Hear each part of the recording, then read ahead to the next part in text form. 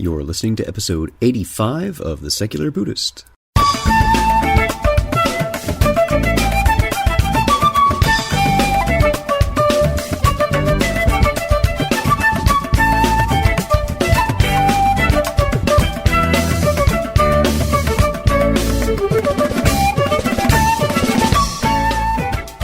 Welcome to The Secular Buddhist. I'm Ted Meissner. The Secular Buddhist is the podcast and website for modern, secular application of early Buddhist thought. The podcast has interviews and roundtable discussions pertaining to engaged Buddhist training and practice, and the companion website has show notes for each episode, along with resource materials on Buddhism, critical thinking, science, secularism, and skeptical thought. Though the podcast focuses on core practice from a secular viewpoint, more traditional teachings are welcome and openly discussed. Matt Lowry, the skeptical teacher, and Brian Gregory of Virtual Drinking Skeptically join us to talk about the myths and facts of the physics of martial arts.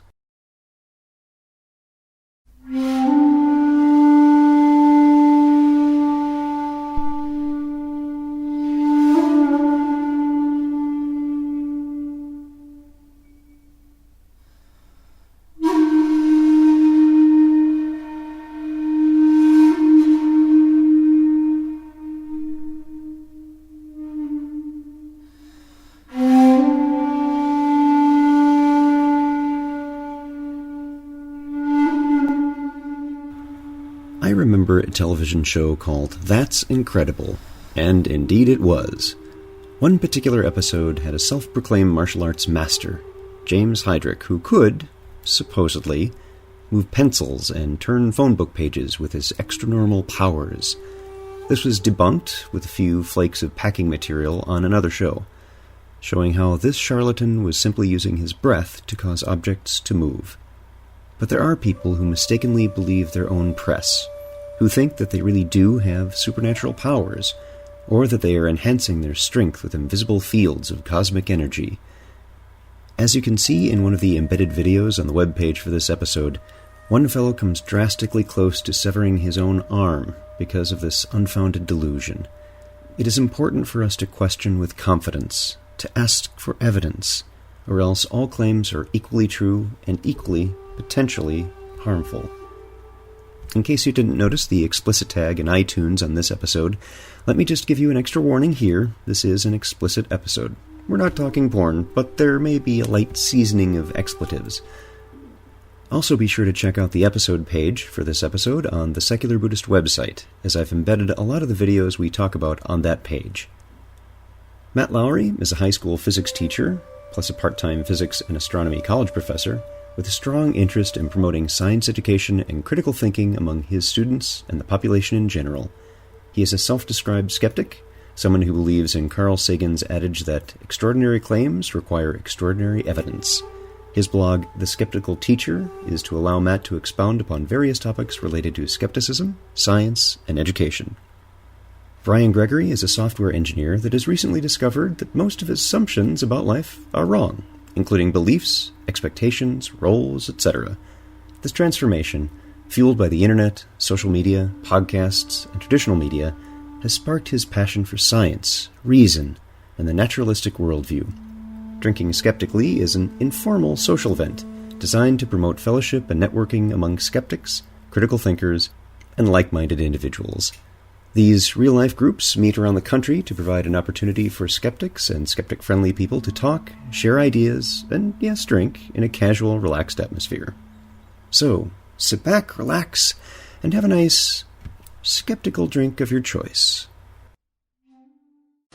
And we are here today with Matt Lowry. Matt, thanks for being here again. Thanks, Ted. Good to be here. And for our comic relief, although we're all kind of funny looking at least, Brian D. Gregory from Virtual Drinking Skeptically. Brian, thanks for being here. Really appreciate you being. You don't get to just wave. You have to say something. I was going to say something.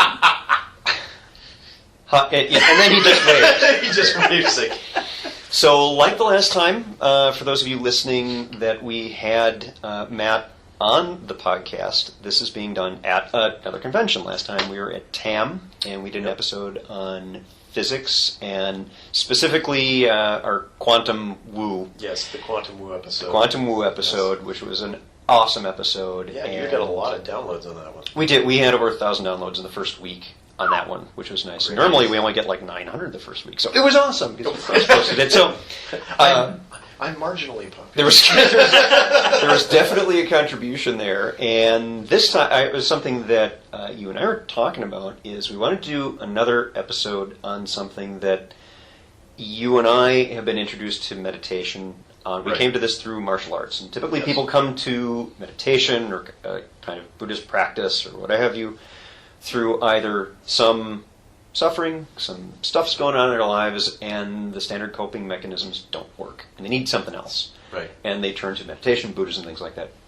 Or a lot of people that I know, like our friend Jen Ford and other folks, or you and I, come to meditation through martial arts. Right. One of the things that we have found frustrating over the years, and Jan was, he and I were talking about this when I was visiting him in California a couple weeks ago, is the amount of misinformation and woo that we find in martial arts communities. So what we thought we'd do is talk a little bit about physics and the martial arts. And Matt, tonight you just did an awesome presentation with our friend Pam Gay, who has also been on the podcast, on just science stuff. And for people who are listening to the podcast, my hope is that we can get these on YouTube, and I will put them on the episode page for this episode because it was a blast. I was front row for this. It was terrific. Oh yeah, it was so great, and I got video of the entire thing. Mm-hmm. For the listeners, it was a physics demonstration show here at Dragon Con, and it was something that Pamela Gay and I have been talking about doing for a couple of years, and we were finally able to pull it off this year. And it was phenomenal. It was really great. Yeah. I got video of the whole thing, so as soon as I can get it up on YouTube and streaming or however, I'll let you know. And Yeah, we sure will definitely be putting it out there.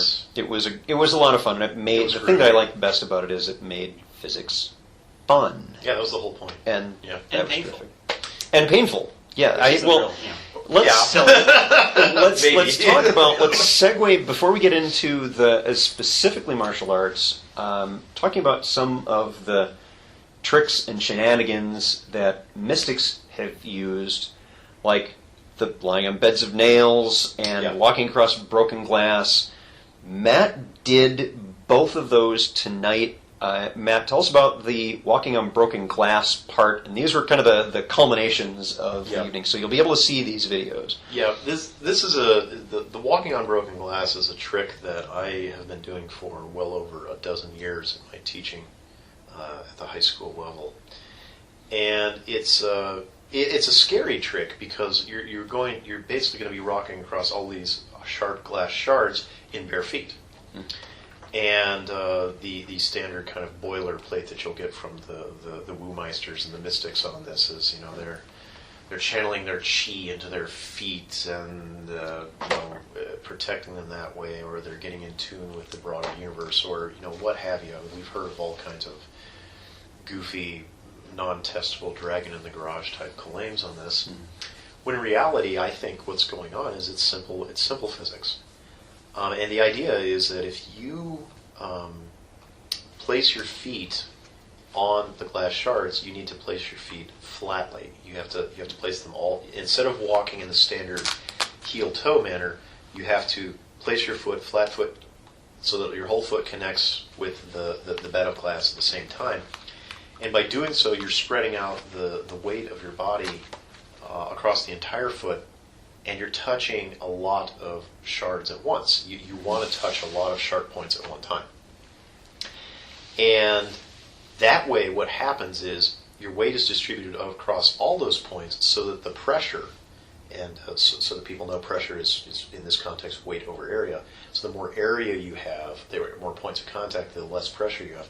The pressure at any one point of contact is not high enough to pierce the skin or and cut you. So long as you don't slide your feet, because if you slide your feet, then you can get a scissoring-like motion. You can get cut very easily. And you're right. That's the demonstration I did tonight. And somebody was asking me, said, "Oh my gosh, I was so scared when you were doing that demo because it's such a visceral thing." And I think this is this demonstration is kind of like so powerful with the mystics and stuff, which is why they do it, because it is viscerally very powerful, and people who don't know any better are like really impressed by this. And even for people who understand the physics and know it, it's viscerally very frightening, because you're like, you just have this image running through your head that's like, wow, this guy's going to slash his feet to ribbons, and he's going to be all bloodied, and he's not going to be able to stand up, and it's going to be awful. And if you do it wrong, yeah, that's what will happen. But, and yeah, of course, every time I get ready to do it, I'm scared too. I mean, like the comment I made in this show tonight, you were there, I was like, every time I do this, I look down at this glass, and I'm like, what the hell am I getting ready to do? I must be crazy. And I do. I think that every single time. And I'm usually disappointed, because I really like the fact that you're going to force yourself to have pain and suffering and all that. So, and it's really disappointing for me. You disappoint us every time by not getting cut to ribbons. By not getting cut to ribbons, yeah. Well, we wanted a Die Hard moment where your feet were all sliced up, but no, not going to do that. But the funny thing about this is Pamela and I and the people that were putting together the show, I told them, I said, I'm going to do the glass walk. And they're like, oh, great. And then everybody says, well, where are we going to get the glass? I said, well, DragonCon's a big party. I'll just pick up a bunch of like empty beer and wine bottles and stuff. And they're like, all right. So what I did is I brought this duffel bag with me. And for the first 2 nights of the con, I'm literally walking around like some kind of perverted Santa Claus with this stupid duffel bag over my shoulder, and it's going clink, clink, and I'm just like, hey, are you done with that beer? Yeah, can I have the bottle? And people are looking at me like I've got a third eye. I'm like, what the hell are you talking about, dude? Who walks around and picks up? But it was a good advertising opportunity for the show, and I think there were a lot of people that went to the show because they're like, yeah, we want to see this doofus going to walk on glass. So. And last night I saw you at the bar downstairs here at the Hilton in Atlanta, and you were saying you might have had one or two.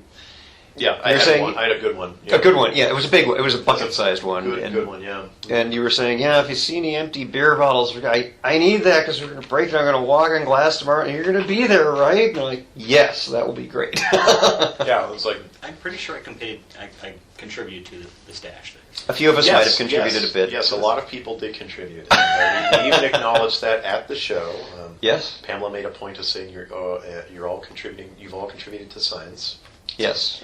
But the thing that was, I think, when you watch the video, the glass walk is probably more impressive in some ways than the capper, the bed of nails demo that we did at the very end, and I'm sure we'll talk about that in a few minutes. Yep.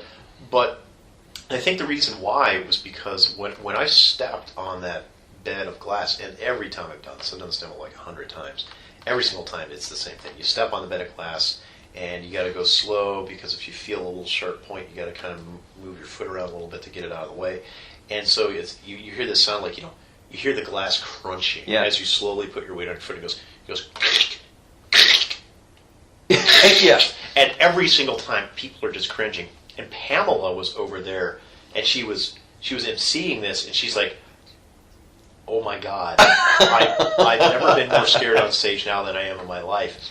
And I thought she was kind of, playing it up. But I talked to her afterwards, and she's like, "No, I was serious. I was freaking out. She's like expecting blood to start spurting out from under my foot."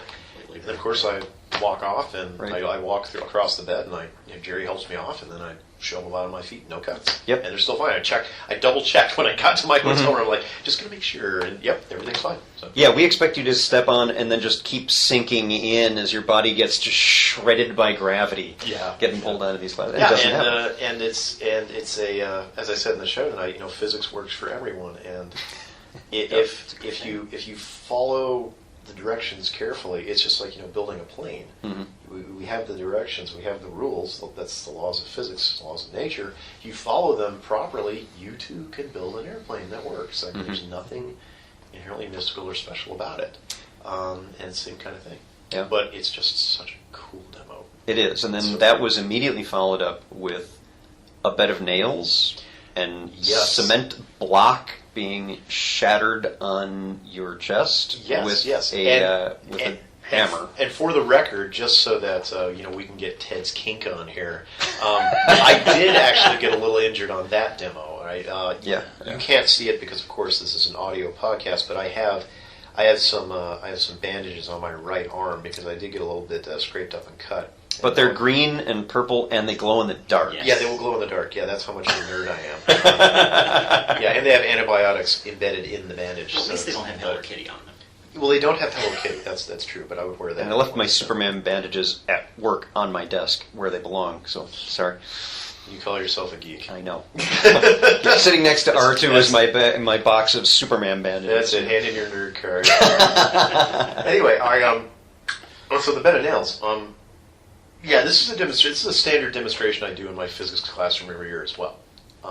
And again, this is another one of those physical Fakir feats, ones. fakirs, the mystics, the Gong Fu, Qigong people are all like, oh yes, I'm focusing my chi or whatever whammy thing they invoke, right? Mm-hmm. And again, it's just from my standpoint, it's just simple physics because I have no belief, as Ted knows from our previous podcast. I have no belief whatsoever in any of this stuff. I have no reason to believe in it. I take a very materialistic view of these things, and the bed of nails is another perfect physics demo. This is actually an old physics demo. There are people that still do it, but I don't know how many people still do it in the profession. But I started doing it, and I'm just like, hey, I'm going to keep doing it. It's fun. Yeah, it's fun, and I tell my colleagues, I joke with them and my students, I say, if my career in teaching physics ever goes completely to hell, then I'm going to run off and join the circus and then just like do a sideshow, freak show or something. Yeah. Right. But anyway, what happens with the bed of nails? Of course, you have all these nails that are embedded in this wooden plank, and you basically lay down on top of it with your back facing down and your belly facing up. And the variation of the bed nails that I usually do is different from what you saw tonight. Yeah. What I did tonight was the very first time I'd ever done it. Yeah. In this particular variation. That's why there was no nervousness whatsoever. No, bullshit. There was a lot of nervousness. And again, I'm nervous every time I do this because, what person in their right mind is going to lay down on a bunch of rusty spikes and then have a cinder block placed on them and then have a sledgehammer swung at quite high velocity to break said cinder block? I mean, it's scary, and there's a lot of things that can go wrong. And as the video that I showed before the demo at the show shows, that something can go wrong. And just for the listeners, hopefully you'll be able to see this in the online video once we finally get it up. But basically, the first time I did the bed of nails demonstration for my classes, You took one for the team. Oh yeah, boy did I. The first time I did the demonstration about 13, 14 years ago in my physics classes, we decided to videotape it for posterity. It was so fortunate that we did. Perfect one to Perfect record. timing. What you didn't see on the video is the first class where we videotaped it. Everything went flawlessly. It was great. My colleague Jessica, she comes up, she plays the cinder block on me. Oh, and in this variation, I lay down on a bed of nails, and I have a second bed of nails put on top of me, so I'm like sandwiched between these two beds of spikes. And then on top of the second bed of nails is a concrete cinder block. And Jessica came along and she swings the hammer and busts this thing, and it's just great. And I get up and everything's fine. And I'll explain the physics of why that is in a little bit. But in the next class, we kept videotaping. We go through the same bit, and she swings the hammer, and the block doesn't break. She hits the block solidly, but it doesn't break. And that hurt. And the reason why that hurt is because there are basically three things going for you in the bed of nails demonstration. First is it's like the glass. You have a lot of spikes that you want to touch. The joke I tell is, when students say, "Hey, can I learn how to do that?" The joke I tell is, oh well, you got to start small.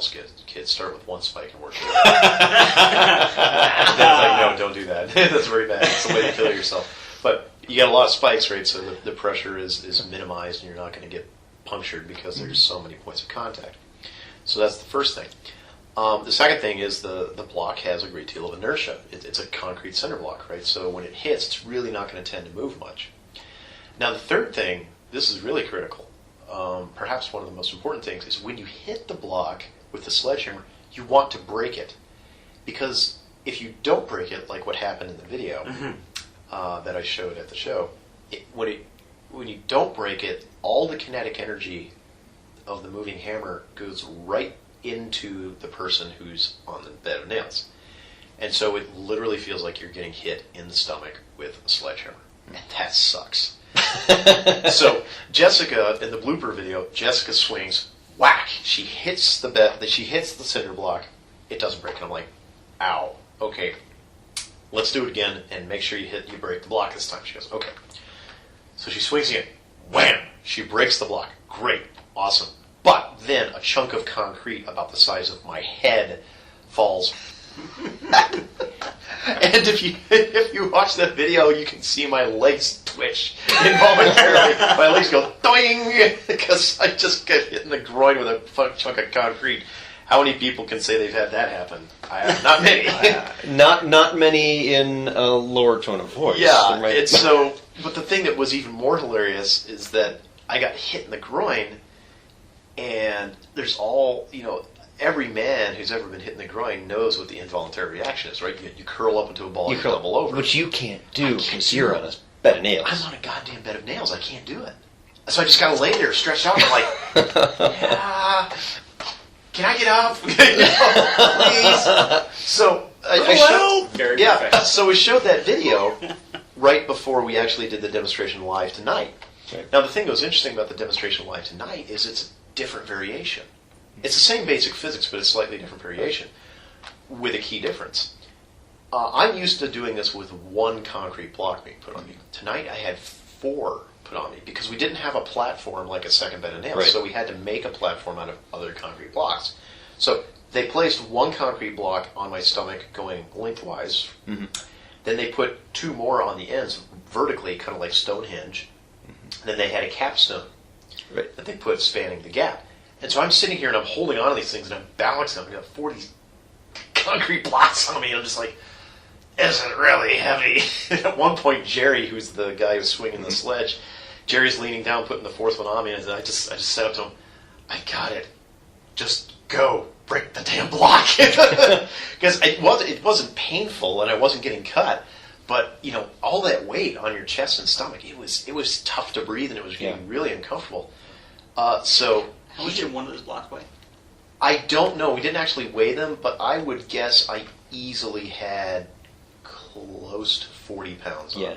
Easy, because normally when you do this, it's a cinder block it's smaller, and these were solid, flat. Yeah. The cinder blocks I usually use are the ones that are like figure 8 where they're hollowed out. These were solid ones, so I would say it was at least 40 pounds worth of stuff. Wow. Yeah, I wouldn't be surprised if we were going over 50 pounds, because it actually felt more uncomfortable than the anvil that I did earlier in the evening. So I would say it's probably like more than 50 or 60 pounds. So we got this stuff on me, and I'm like, okay, break it. And I think, that he's, because when I say time to break, it's like, okay, the person gets the sledge, and they go, okay, they give like a countdown, 3, 2, 1, wham, right? No, not Jerry, man. He's an old pro. I said, break the damn block. He gets up there and immediately, right away, he just goes boom, right. And I saw this sledge coming. I'm like, oh shit! He hits it, it breaks, and then it all falls apart. And this is where Ted gets his kink on. What happened is a chunk of the block, the block that broke actually fell off and hit my right forearm, and it kind of scraped some of the skin off, and so I started to bleed a little bit, and that's where I got the cool bandages from. So I did get a little bit of an injury. But the irony is I got cut on my arm, and then, of course, Jerry and Pamela helped me up off the bed of nails, and I pulled my shirt off, and everybody just, that's when everyone went wild, and people were saying, give him a dollar, give him a dollar. Yeah, and, panties were thrown in my direction. Really? Those are mine. So you have one up on Paul Storm. So, what were you saying? I said you have one up on Paul Storm. Yeah, and wow. And so I hope the audience gets that reference. Whoa. and then I not the Buddhists. Yeah. I don't. No disrespect to my Buddhist brethren, but be glad you don't get that. So then I pull my shirt off, of course, to show everybody, there's no cuts on my belly, and then I turn around, and apparently I couldn't see, but I didn't see until later when I went back to my room. Apparently I had all these little reddish divots in my back. Yeah, they're not punctures. They're puncture wounds, but there's it looks like somebody was like, it looks like woodpeckers were going all over my back, and the audience saw that and like, whoa. And then I got back to my room and I turned and looked. I was like, oh, wow, that is impressive. So, and so there we go. And that's it. That's the bed of nails. It's all good physics, and you don't need to invoke anything. There's no magic on it. Or magic to explain it. Right. And this reminded me of a video we saw at TAM during Richard Wiseman's talk, and he did a video where there's the walking across a bed of coals thing. Oh yeah, the firewalking. The firewalking, and he said, there's this standard amount of space that people walk across, and again, for people listening to the podcast, I'm going to try to get this video and link it on the episode page. This is a really good if we video. can. It is, and there's this group of people who have said, oh yes, we can walk across the bed of nails. We use our chi or one of the invisible insert forces. Insert argument from ignorance here. Right. They use the force, and they said because we use the force, that shields us from the heat. And Richard said, okay, well, if that is the case, and they're actually doing that, they would be able to do it for twice the length of the walking the fire, the hot coals. Because there's a standard length that people can do at a certain temperature before they start to burn. Right, because the concept here is that the heat doesn't have time to transfer into your feet, but if you're going for a longer amount of distance, the heat has more time to toast you. It's because and just for the benefit of your listeners, to insert a little physics here, the thing is whenever you see the New Age firewalking gurus or whatever folks, you have to think about why is it that they're walking on the materials they're walking on. I mean, they're always walking on wooden coals, charcoal, certain kinds of stone, right? They're always walking on. That produce a lot of ash. Yeah, or ash. That produce a lot of ash too. They're walking on these things, and the reason why they're walking on these things, whether or not they know it, the reason why it works, right, is because all of these materials have one thing in common. They have very low heat conductivity, which means that the heat transfers out of them very poorly to other materials. So a good analogy that I like to give here is think about when you're baking a cake in the oven. Mm-hmm. And one of the old school tricks about figuring out whether or not the cake batter is done is you touch it with your finger. And so you can actually have the oven heated to 350 degrees while you're baking this cake, and then you reach your hand in there and you can touch the batter and you won't get burned. That's because the batter has very low heat conductivity. But if you brush your finger up even briefly against the metal pan, I mean, bam, you immediately get a burn. Right. Well, that's because metal's a great conductor of heat. Mm-hmm. And so what I tell people is I say, well, with respect, if a New Age fire-walking guru wants to impress me as a physicist, then they will walk barefoot across red-hot metal. Mm-hmm. And I guarantee you they will only do it once. Because after that, they're going to be crippled. Right. And that's what we saw in the Richard Wiseman video, is that the people who... It was a group of folks, and they said, oh, yes, we can do this with our chi. And the first person who was the leader of this group, he very confidently, gathers his energy, and he's got this serene expression. And they've got it on camera, and he starts walking across, and then after the standard length, he's like, and he's leaps off to the side the standard immediately. length is like maybe 12 to 15 feet, something like that. Yeah, and he at the leaps off. they were doing, And Richard asks, so what happens? Like, I think I burned my feet. No shit. Yes, you did. Welcome to physics. This was not magical chi powers. And every one of their groups started it, and every one of their group was immediately jumping off. And I know exactly what they went through because I've done that. I mean, this is another demo that I did many, many years ago, and this video is on YouTube. And I'll send you the link. Excellent. And it's a demonstration that I did after my first year of teaching. I actually wrote a grant, and the school funded it. I don't know how high they were, but they said yes, and they gave us the money. And we were like, well, we're not going to turn it down. And so we went out one day in the summer, and we burned up all this wood, and we made this coal bed and everything. And the coal bed was pretty hot. It was about as hot as Richard Wiseman's. Yeah. And we only set it to be like 12 feet long. Yeah. Because we had kind of looked at the evidence and the numbers, and we're like, yeah, we can't really handle much more of this. And I walked it 4 times. And one of my other colleagues walked it once, and of course we videotaped this. And we edited out a lot of this stuff because we didn't want to video. But anyway, I walked 3 times with dry feet, and I did get a little burn. Yeah. I got a little burn about the size of my pinky nail. It was a little blister about that big on the bottom of one of my feet. But in the video, that you'll see, you can see basically my feet are okay. Mm-hmm. A little red, but all right. I mean, I wasn't like damaged any more than that. But I will tell you that, man, by the time you got to in that 12 feet, you're like jumping. Yeah. You're jumping to get off there because you can feel it. You're like, ooh, the first few feet, okay, and then by the time you hit like 10 feet, you're like, I'm getting the hell off this thing. Let's go. Right? Yeah. You're jumping. And that's exactly what happened in the Weissman. Mm-hmm. But they kept going before they jumped because they're like trying to, got my chi energy, right? And, but I will tell you, the fourth time I walked, I really screwed up. I really did get burned badly the fourth time I walked. And the reason why is because we were testing out this thing called the Leidenfrost effect. Mm-hmm. And the Leidenfrost effect, I think Brian knows what's going to happen here. Yeah, this is... When in retrospect, this is not one of my smarter moments. But, yes, physics will get the physics teacher too, okay? This time. Yeah, you guys can see me, I'm cringing in my chair right now, remembering this. But what happened is the Leidenfrost effect is this effect whereby you test a hot iron, clothing iron with your finger, like you lick your finger and you put it against the hot iron and it's right, because the spit vaporizes and it forms an insulating layer of steam between the hot iron and your finger, so as long as the time of contact is relatively short, you won't get burned. Well, one of the schools of thought about the physics behind firewalking was, well, maybe it's like sweat or dew from the grass or whatever that's on the feet, and it's the Leidenfrost effect. So we decided to test this out, and the way we decided to test this out, and you guys are going to cringe when you hear this, but the way we decided to test it out was after I did 3 walks, we took a bucket of water and put it at the front of the fire bed, and I stuck my feet in it. Okay. So my feet were like really wet. Nice and wet, yeah. And I walked across the bed of coals, and the coals stuck to my feet. Oh yeah.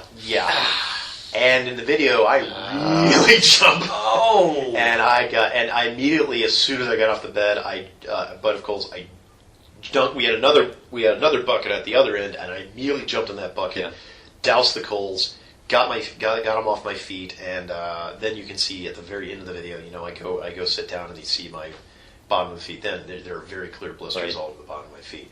But that didn't happen when it was dry. It happened because I was a moron and I put my feet like that. Yeah, because typically when you do that thing really with a hot pan, the pan doesn't stick to your finger. Yes, that would have that's basically It's like I'm going to stick my thumb against this hot iron. And, look, the hot iron is just going to stay on my thumb. That's basically what happened to me.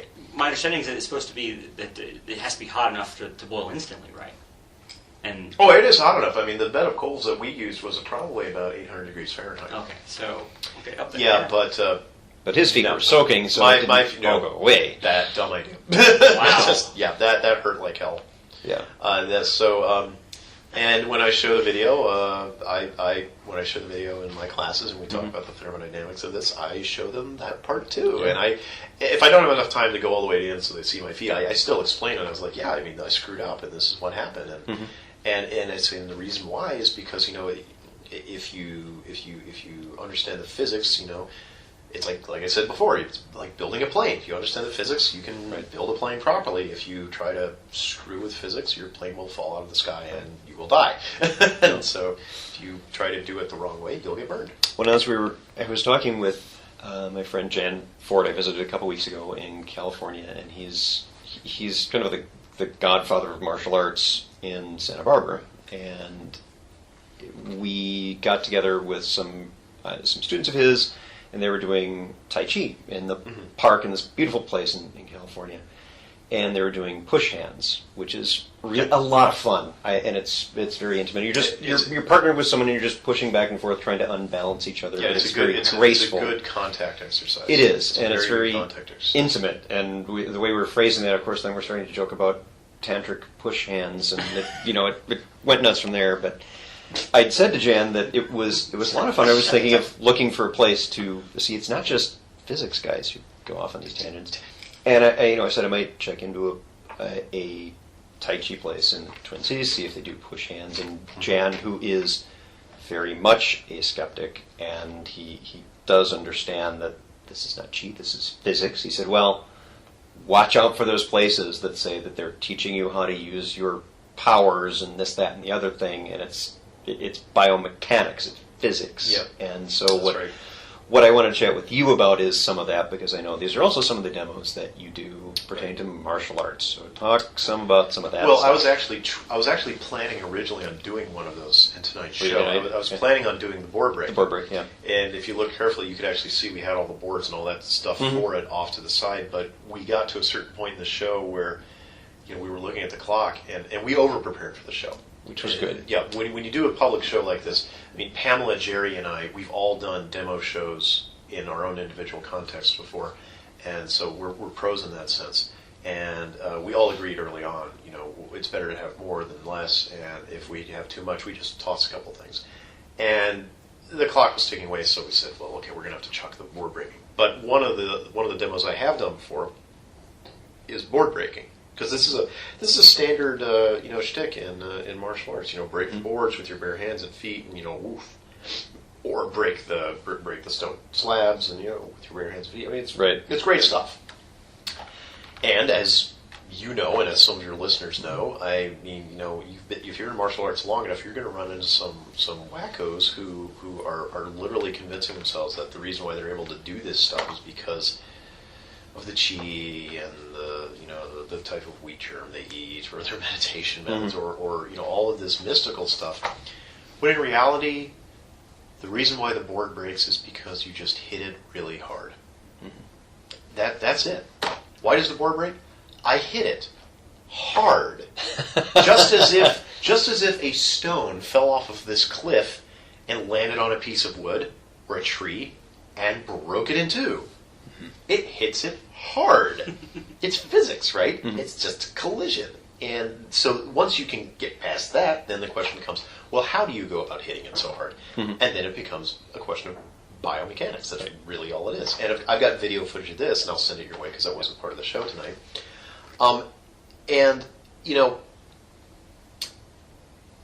Basically the reason why is, a lot of the time when you see these kinds of demonstrations, they're very, very contrived. That's the first thing you have to understand. Yeah. They're all contrived. I mean, it's nobody is going to be like Billy Badass walking down the street when you're like, ooh, look, I got my kung fu on, and then suddenly somebody's going to assault you by charging you with a piece of pine board. But if Ents ever attack you, you'll be ready. Yeah, if the Ents come, man, those motherfuckers are going down. They're slow anyway. But it's contrived. It's good. And it's contrived in so many ways because, first of all, what are the materials that you're breaking? I mean, and when I explain, when I give lessons on this, actually in my physics classes, I have an entire 2-day lesson where I literally go over the physics of all this once we've studied the physics of impulse and collisions, and then I actually bring in boards and I actually do the breaks for them, and we do all the calculations and we measure and everything, and one of the first contrivances is the type of material, and you're breaking wood, pine, softwood. I heard somebody say, "Oh, we'll try it with oak one time." It's like, yeah, well, you can do it with oak twice. You break your left hand, then you break your right hand, and you're done, and that's it because it's a hard wood. You're not going to do that. And the other thing is if you don't use pine, it's usually you're using some kind of a slab of stone, like a slab of cinder block. That's usually very brittle, yeah, right? And so you can take advantage of that, or you've seen the demos before where they use the clay slabs, yeah, right, brittle as hell, right? Right. Okay, if you want to convince me that it's your massive, awesome kung fu chi energy, then break a steel I-beam in half with your hand. Right? No, right. Nobody's going to do that. Not physically doable. Okay. So that's the first contrivance, the type of material. The second thing is the break always goes with the grain of the wood. Right, it goes along with the grain because that's how the wood's structurally weaker. If you ever try breaking against the grain, you just can't do it, and it hurts like a motherfucker. And you see these long boards that people have, and you think it's like the grains of a 2x4 that we have. No, it isn't. It's cut the other way, so that you are cutting with your hand with the grain. Yeah, and that's not like a standard. And that's another contrivance that's kind of hidden in a lot of these demos that not a lot of people understand. One of my first martial arts teachers was doing a board break demo. That he was telling the story that he was doing this years before, when he was early on in his teaching of this stuff. And he was going to do a board break and explain physics and all that jazz. And he was just, he got some wood from the wood shop or something like that. It was a painted piece of wood. Big mistake. Oh, Because it was a painted piece of wood, he didn't realize it was plywood. Several layers in different directions. So he has a student hold it up, and he bashes the thing. He's like, "Oh, ow!" Yeah, you're done. And then he does it with his other, "Ow!" And that's when he realizes it's plywood. And you're finished. And he was done for the day. He was explaining, this doesn't. You got to understand, with the board break thing is. That's not the idea. We're just explaining this as a drive thing, and that was actually a wonderful lesson for the students. And for him, sensei, yes, not sensei to learned a use. thing or two. Yeah. Exactly. Well, another reason not to use painted wood is you don't ever want to hit where there's knots. Right. And you don't know where they are. Yeah. Oh yeah, if it's clean wood, it's not painted. You see exactly where the knots are, and you're like, oh yeah, don't go there. So yeah, I never break through knots. I mean, unless it's maybe like one single piece of wood. And the break always goes. And that's a spot of weakness, right? Yeah, right. But yeah, I mean, the knots are your bane too. They're horrible. Yeah. So I mean, that's one contrivance. The other contrivance is the way the board is held. Mm-hmm. The vast majority of the time, what you see the people holding the boards, and they've got their elbows locked, and their bodies are braced. Or if you're doing like an overhead strike, there's like some kind of solid base beneath the board. Mm-hmm. And the reason for that is so it cuts down on the time of impact. Because when you go through the calculations of the impulse momentum theorem in physics, this is basically the equation that determines the physics of collisions. Mm-hmm. You need to have a low time of impact to maximize the force of impact so you can break the board. And one way to minimize the low time of contact is to not have any give when the board gets hit. You have solid. Yeah. So if you've got somebody holding the board and their elbows are locked, there's not really any give there, and so the delta t, the time, and rolls low. But if their arms are mushy, it's like you're hitting it, and it's like there's a big coiled spring there, and it goes boing, and then the time of impact is drawn out, and that drops the force, and then you may knock the board out of their hands, but it's not going to break. Mm-hmm. And so that's another contrivance. And then the rest is really those are all the contrived things. There's one more trick which I'll tell in a minute, but the rest is basically body mechanics. Because the other ways you maximize the force of impact is you use a lot of mass. Which means, and this is where the training comes in, really. Right. You have to turn your body. You have to. You're not just punching with your arm. Torque your hips. You have to torque your hips. You have to turn your torso. You have to really move your body in order to make this work, because that increases the mass behind the strike. That's the same reason why boxers punch the way they do, because it provides a lot more force behind their punches. And then the other thing is, you want to make use of high velocities, so that you get a lot of momentum going into the strike. And there's a variety of ways of doing that. The one way that's really the most obvious is you do downward strikes. Mm-hmm. The standard quote-unquote karate chop, where you raise your hand high above your head and then you bring it down. Mm-hmm. Because what that does is it takes use of gravity. Because the striking digit, the hand, or the foot, like if you're doing an overhead axe kick, that starts high with a lot of gravitational potential energy. Mm-hmm. And as it descends, especially if you drop your center of gravity, so that pull down as you're doing it, right? Then you have a transfer from gravitational potential energy into kinetic energy that makes the strike faster, more momentum behind the strike, and then you combine all of these factors together and the board's going to break. Now, I do this thing, and this is probably what you'll see in the video that I provide to Ted. I do this thing where my grand finale break is 5 boards at once. I do 5 pine boards stacked up at once, and I do an overhead hammer fist, just bam, and I bust it to pieces. And there's one more little contrivance here, and this is I show this trick honestly, and I explain to my students that there's a really good physical reason for this, and we kind of end up, I kind of leave it as a teaser question, and then we talk about it the next day. But there are a lot of people, especially the woo-woo, gung fu, chi energy, chi whammy people. They do this. It's a little trick, and you really got to watch out for it. But what they do is they put spacers between the boards. Mm-hmm. Okay, because if you hit a stack of boards and there's no spacers between them, you're hitting one huge, massive chunk at once. Right. And so it's basically equivalent. Like suppose you got 10 boards stacked up. You're like trying to basically break a single board, which is the thickness and the mass of that one, of that distance. And it's very difficult to do that. Mm-hmm. If, however, you space the boards out a little bit, and it doesn't matter what you use as a spacer, I just use pencils, but whatever. Right. When you have that, then really what you're doing is you're when your hand strikes the first board, you're only breaking one board, and then that board snaps, and then it smashes into the board beneath, and so your hand loses a little bit of momentum. But by the time you get to the second board's already starting to break because the first board runs into it because you got that gap, and so you get this kind of pancaking type effect, and it keeps going. It's kind of like when trains are starting. Long trains are starting or stopping. They have the coupling between the cars, but it's not a solid coupling. If there's give, there's some looseness in there. And if you listen when a train starts moving, you hear that dun dun dun dun dun dun all the way down the train, because what's happening is the engine. When the engine starts to move, it's only moving itself, and now it's got some momentum, and then that coupling connects between it and the first car. And then because the engine was already moving, it helps move the second car. Right. And then the next coupling connects between the second and the third car, and because the two previous cars are moving, it makes the third one move better, and on down the line. Same kind of idea with the spacers. Right. Now, where the kind of little bit of dishonesty comes in is sometimes some of these these mystics types, what they'll do is they'll actually put spacers, but they'll try to make it look like they're not putting spacers. And this is a visual thing. It's tough to explain, but I'll try to do the best I can for the audio. Imagine that you're looking at one of these setups from the front, okay, and it looks like it's say 10 boards, and they're all solidly on top of each other.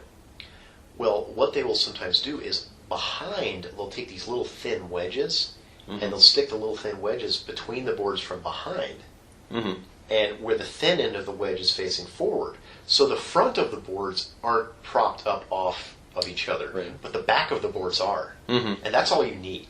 Right? So if you're behind, you can clearly see the spacing. Right. If you're in the front, it looks like it's one solid chunk of boards. Yeah. And I've seen that before, and I'm like, wow, slippery fuckers. Yeah. And that's that one.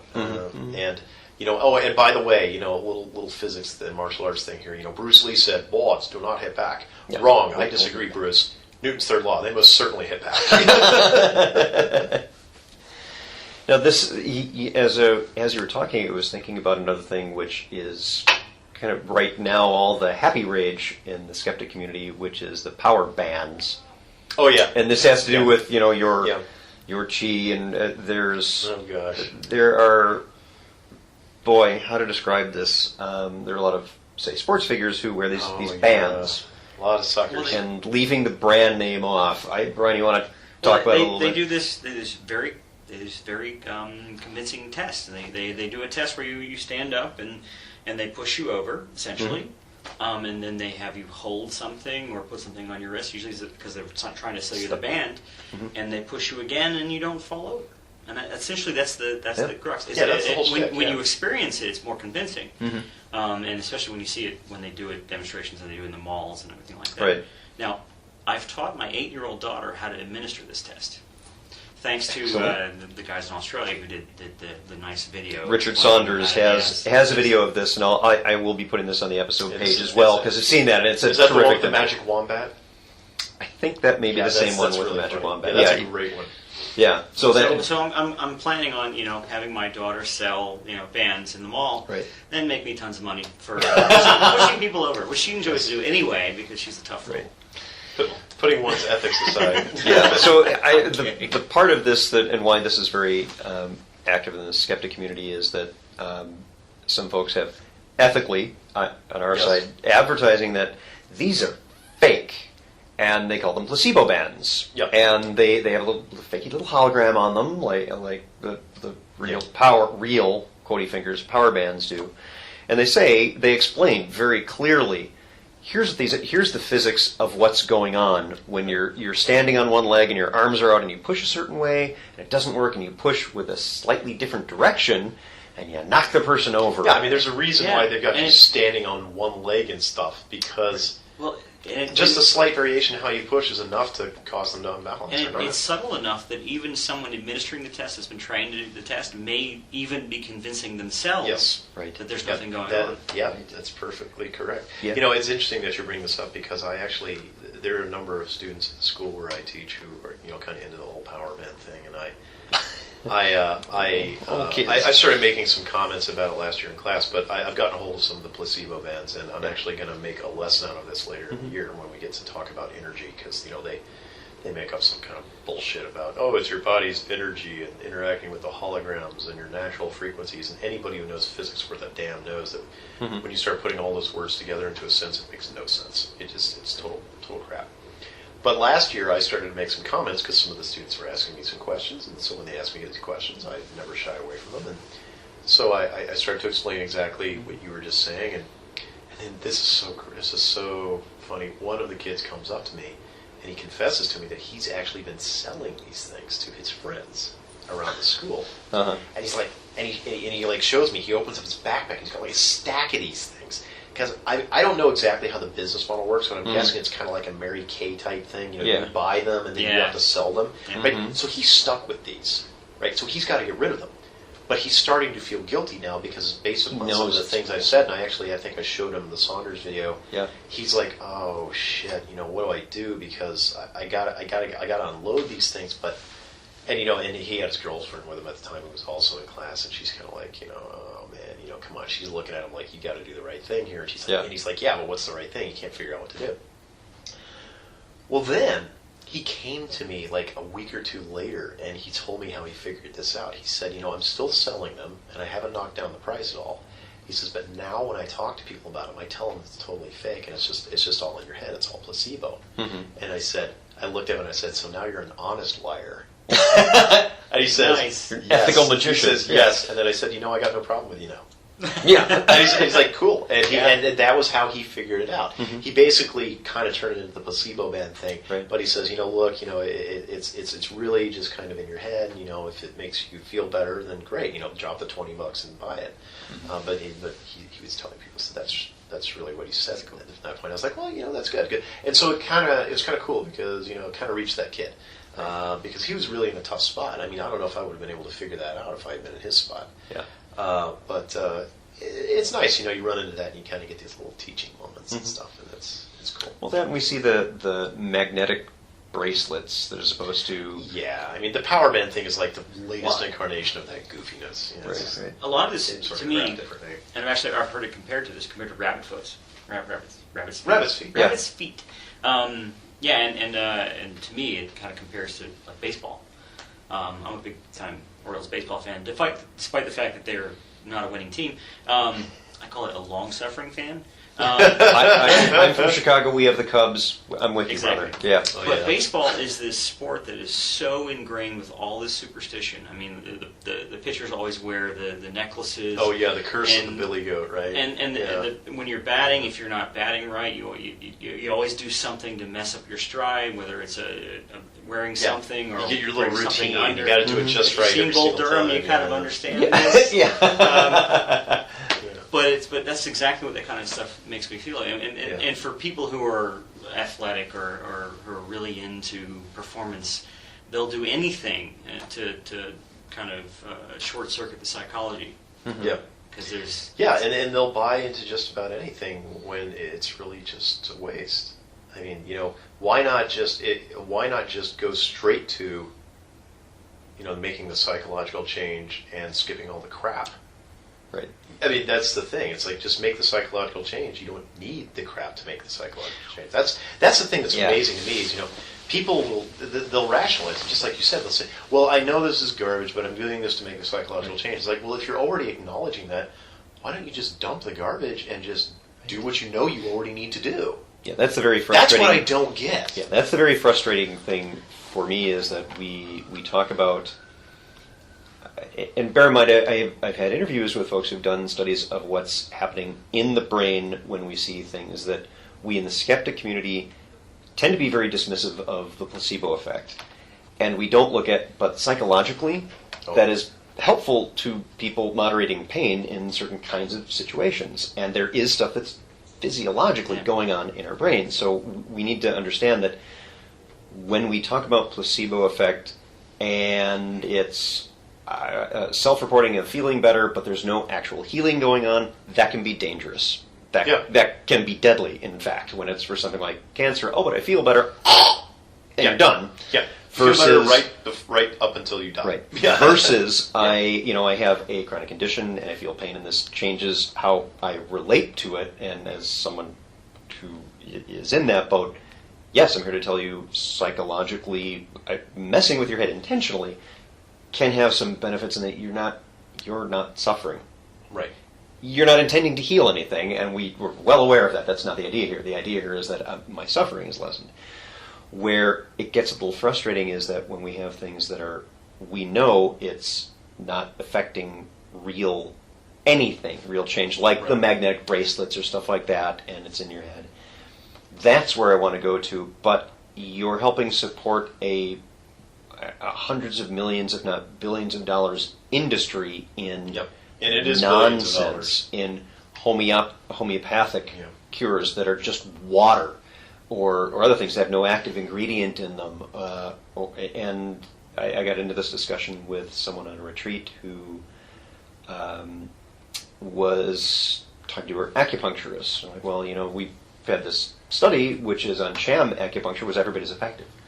And they weren't actually piercing the skin with the needles, so the idea that you're interrupting flows of chakras was been disproven. Yeah, they're basically just like taking little toothpicks and pressing them against your skin. Well, unless it's all in your head. And that being the idea, and her response was, but there is something going on, whether it's the direct engagement with the caregiver and how they're, absolutely, that's fine, that's cool, but let's get at that, rather than this fakey, why don't we just sacrifice a chicken if that makes the person feel better? Why do you need all the baggage? Right. If you know that's what it is, why all the baggage? Just get rid of the baggage and just do what you need. Go directly to it. Yeah, let's study whatever it is that's triggering these system responses that are within our bodies and our brains that are making us feel or report that pain. The way I've engaged with my pain, the way I'm relating to it is different. Let's get right at that. The idea of the needles, and I will probably lose a few listeners on this. Sorry, is that's a ritual. Okay, cool, but so is sacrificing the chicken. If it takes a sacrificing of a chicken to make me feel better, would you support that as something? Well, we should go forward with encouraging people to sacrifice chickens. Well, no, you wouldn't be for that. It's harming a chicken. Well, why should we support something that is also provably not the causative agent of the reported lessening of pain? Right. So, ongoing challenges. You're talking about the guy that eats molten lead? Yeah, there was a I saw the video, it was online, but I don't remember. He puts the molten lead in his mouth. Yeah, and then he spits it back out, and it's solid, and it's still hot and stuff, and he doesn't. It's like his head doesn't burn, and he doesn't die. It's obviously molten, and he pours it into his mouth, and he spits it onto his hand. It's solid. Yeah. Well, actually, you can find this video on YouTube, and I'll try to send it to you too. We'll search for the link. We'll put it on the. Yeah, and there's a very specific. Again, it's contrived. Right, is a very specific, because I've seen this guy do this many times, and I saw him do it on like a That's Incredible type show back in the late '90s on Fox, and then on YouTube and stuff. Mm-hmm. And it's a very specific ritual he goes through. And the first thing they do is they got the little bucket of molten lead and they pour some of it out, and you say, hey, it's molten, it's very clear, it's flowing and everything. And then what he does is he pours it into a big spoon. A big white spoon. It's so wide it's like a spatula with a dip in the middle of it, right? The spoon is made out of either brass or copper, right? And it's huge, right? And that's the real key. Dissipates all the heat. Well, what it does is, because these are metals, right? Lead's a metal, brass, copper are metals, good conductors of heat, right? So what happens is when the lead hits this thing, and because there's such good conductivity between the metals, and because it's such a big chunk of metal, it's a heat sink. Mm-hmm. And so what happens is a lot of heat gets immediately drawn out of the lead, goes into this spoon, and when you watch it, what you'll notice that the guy's always holding on to the end of this spoon, and he's got a glove on his hand. Because the spoon starts immediately heats up. That's right, yeah. So what happens is then he puts it in his mouth. He puts the end of the spoon in his mouth. And if you watch very carefully, what he does is he doesn't pour it into his mouth. That's the misconception. A lot of people, because they see him pour at the beginning, they're thinking he's pouring in his mouth. But if you watch the video very carefully, do you see what he does? What does he do? He doesn't pour it. What does he do? It's already semi-solid. Yeah, because what does he do? He doesn't pour it. Do you remember what he does? I'm vaguely remembering this, that it's actually, it appears to be pouring, but it's actually like a chunk or something. Well, it's partly solid, because what he does is he drags it with his teeth off. Oh, yeah. He drags it with his teeth off the spoon onto his tongue. Now, who the hell can drag a liquid with their teeth? They can't. Mm-hmm. So by the time, in the few seconds that it hits this spoon and then gets to his mouth, Des had enough time to have a lot of heat transfer out of it, and it's already started to solidify. So what they do is they have the lead like just barely above its melting point. And so then they do this thing with the spoon, and by the time it gets to the mouth, it's already starting to solidify, and there's evidence of that because he can drag it off, especially the bottom part, which is in contact with the spoon. So he drags it off onto his tongue. Then you have Leidenfrost effect. And he also puffs his cheeks out.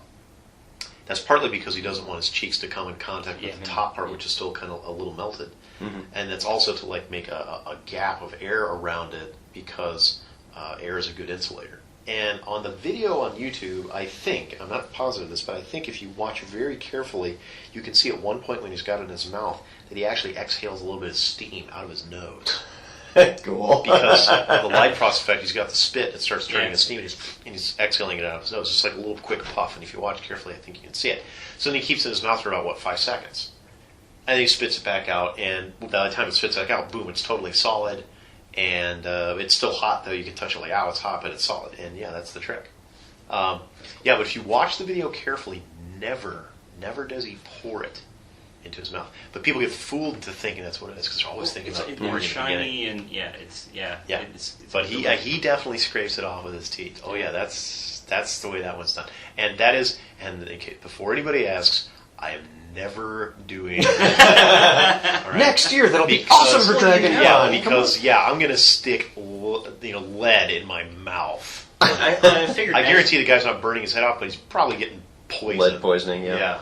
Well, the other thing I was thinking is that, like you should probably know, is that you do this a number of times. You build up certain calluses and other things that make the trick a little bit easier to do, because you lose the sensitivity. Yeah. Well, I mean, it's like me. False teeth. By this point. It's bruises and cuts and it's like me doing the board breaking or the bed of nails. I mean, like I told you guys earlier, I got cut on my arm earlier tonight, and some people were like, "Ooh, you're bleeding," and I was like, "Oh, okay." And then I just grabbed a towel and I wrapped it around, and they're like, "Oh, but are you okay?" And I'm like, I pull the towel away and I look at it, I was like, it's just a scrape, it's just a cut, it's not that big of a deal. Yeah. And even if I got punctured by a nail, I got my tetanus shot. So, and they're like, "But you're bleeding." I was like, you know how many times I've done this? It's nothing. I mean, it's not like getting hit in the groin with a piece of concrete. For example. Not that anyone will let that happen. Yeah. Boy, what an idiot. But, it's interesting to bring this up, and we're talking about these YouTube videos, because the ultimate in, I think, martial arts delusion is when you get the people buying into their own bullshit. Like this guy with the eating the molten lead and putting in his mouth and stuff. I think he knows what the trick is. I mean, I think he knows what he's doing, and he may have kind of rationalized himself that maybe he does have some kind of chi waniness going on or something. But he still always does the trick the same way, because he knows, even if at an unconscious level, that if he does it the wrong way, he is fucked. He knows that, right? Mm-hmm. So he's actually kind of smart. He's cynical and he's deceptive, but he's smart. He's not an idiot. Mm-hmm. But sometimes you find examples of people who, man, they go all the way and they really do believe that they have these superpowers. Mm-hmm. And there are two such clear examples of this. Now, I'll give these links to Ted, because you've got to put these on your website. Yeah. These are the most amazing examples of delusion that I've seen in terms of martial arts woo. One is this guy who is like this old, Kiai Chi master type dude, and he's got this dojo, and some of you may have seen this. There's this long sequence where he's like in his dojo, and he's got like dozens of his students attacking him, and he's just kind of flicking his hands in their general direction, and they're flying all over the place. You haven't seen this? Joe does this, doesn't he? This is hilarious. Okay, I'll show you the video after we get done interviewing, and you can. It's amazing. Great. Yeah. So he does this, and you're just clearly like, what, really, this is stupid. But he believes it, and his students believe it, which is, of course, why it works. So what this guy did is he is so far down the rabbit hole, and he so strongly believes that he has this power legitimately that he puts a challenge up that he'll whoop ass with his chi whammy on anybody, and if you accept the challenge, he'll give you $5,000. Apparently he's got a lot Is this the one who does it without touching you? And I think there was a Joe Nickel video or something. No, that's not this one. That's not this one. Different. Okay. But basically what happens is this guy takes him up on the challenge, and apparently all of this takes place in the context of like this university center, okay, and somewhere in Korea or something. I can't remember exactly where, but whatever. So the video then cuts to the big meeting, right? And there's all these people. There's a lot of people from the master, quote unquote, dojo. There's just a bunch of other Mr. Miyagi, everybody. And they're going through and they're signing a contract officially showing it, yes, and they're all shaking hands, yeah. And the guy he's going up against is just some, college-aged dude who's maybe got like some middle belt of training. Maybe he's like a green belt or something. Yeah. And he's just wearing a gi and a belt, and he's got shorts on. He doesn't even have the full uniform on. He's just, and he's had some training, and he's kind of a young, pretty healthy, muscular guy. And so, the judge of the contest says go, and they face off. And the old dude just gets his ass beat down like that. I mean, it's just horrible. I mean, it's like the guy gets hold and beats on him for a few seconds. The guy goes down, and then he gets back up, and they go at it again. And then within a minute, the old guy's doubled up on the floor, and he's bleeding, and that's it. It's done. And he doesn't even come close to, his chi whamminess disappears just completely. And all of the students are like, but I don't understand. I mean, and the guy's like, but I don't understand. I got my ass kicked. And you're just like, wow. I mean, wow, really. But I've got one even better than that. And I'll give you the link on this one, too. This next one is just like the ultimate to me. It's just, I don't know what was going through this guy's head. There's like this show called Mind, Body, and Kick-Ass Moves or Kick-Ass Miracles or something. I don't know if you ever saw it, but the host of the show apparently found this guy who does eskrima. Eskrima is a Filipino martial art, stick fighting. Really powerful stuff. Yeah. I mean, these guys... Fun to watch, too. Amazing body mechanics. Man, you do not want to get into a scrap with one of these guys. He'll beat your ass bad. But anyway, there's this guy who's an eskrima artist somewhere in the Philippines, I think. And so what happened is he had the moves, man. He knew what he was doing. I mean, in one part of the video they film him, and it's like they show him doing this kata and stuff. It's like, wow. I mean, he's fast, he's precise, he's powerful. I mean, it's like, man, this guy, he's got it. And so he doesn't need anything else, right? Right. But somehow he thought that he does, and so he got all caught up, and he started to believe in like this folklorish mysticism about how you can use your body's energy field or whatever to create a force field around you to make you impervious to blades. Okay? So this what can only end badly. This ends very badly. And I will warn people right now that if you decide to watch the video that Ted's going to link to, it's not for the squeamish, because I think you see where this is going. So what happens is this guy, he goes through his ritual, and he's like, putting the chi shield around his arm, and then he pulls out a machete. And on the video, it's all one take. Right? You're seeing this section of the video is all one take. Right? There's no cuts. Well, pardon the pun. Yeah. There's a cut, all right. Not the video cut. Yeah, boom ching. So what happens is this guy pulls out a machete, and then he turns around and he whips around and he hacks into a sapling on the side of the road because they're out in the jungle. And man, that sapling just cuts in two like that. Because he's got his moves. Yeah, and he's got his moves. He knows how to cut, and he's got a razor sharp machete in his hand. And then he turns around and he holds his arm out, and he pauses for a few seconds, and then wham with the machete right on his bare forearm. And about half a second after he hits it, his eyes just open up. Immediately, you can see he's in shock, and blood just starts pouring out of his arm. I mean, just pouring. He like cuts himself down to the bone, and blood just starts pouring and spurting out of his arm. And immediately, of course, everybody rushes in, and the host of the show comes in. It's like, get your arm up, dude, get pressure on it. And they save him. But man, it's just a bloody mess. It's blood everywhere. The guy's about to pass out, and they're getting bandages on him and everything. And the thing that is so crazy is as he's like being bandaged up and they're trying to haul him away, he's talking to the host, and he's like, I don't understand. I've done this so many times. It's never gone wrong like this. And the host, after they take him away, the host is like, I don't get this guy. I mean, if he says he's done it dozens of times, he must have been using like a dull blade or something, but then he comes out and he convinces himself that he can do it with the real thing, and he almost chops his arm off, and right. And it's like it's like the ultimate in buying into your own bullshit and how dangerous that can be. I mean, this guy literally almost killed himself. And he wasn't trying to commit suicide because he didn't think he was committing suicide. Right. He thought this was going to work. He just believed he had this power that he doesn't. And it almost cost him his arm and potentially his life. And it's a really amazing video. But again, it is not for screamers because after he hacks his arm, there's a lot of blood. So for people who ask, we run into this, and our friend Tim has a site, what'stheharm.net. I think it is. What'stheharm.net. What'stheharm.net. Well, here's the harm. There can, for example, be these ideas of chi and invisible powers that we have and energy fields taken to an extent where people can harm themselves, or they rely on it for healing of damaged tissue or disease or cancer, and they say, well, but no one said it didn't work. Well, it's because the people who relied on cosmic energies and visible waves to heal their cancer died. Ironic, but it's natural selection. Just let it be a lesson to you. Yeah. Don't hack your arm off. Yeah. As I like to tell my students, kids, when it's you against the laws of physics will win. Every time. Physics will beat you. Physics works for everyone. You got to do it the right way, or don't do it.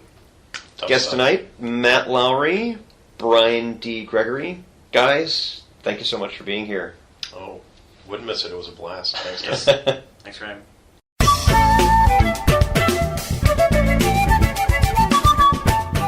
Thanks for listening. If you'd like to learn more about something you've heard in today's podcast, please come visit the companion website at www.thesecularbuddhist.com, and you'll find an entire web page devoted to this and every episode. There are also links to discussions about today's topic on the Secular Buddhist Facebook fan page.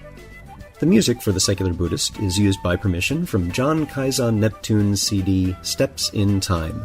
Additional music is provided courtesy of Monty Levinson of Taihei Shakuhachi and Rodrigo Rodriguez. Their websites are linked on The Secular Buddhist on the About Music page. Until next time, remember, every moment you have a choice. Make it the best you can. See you next time on The Secular Buddhist.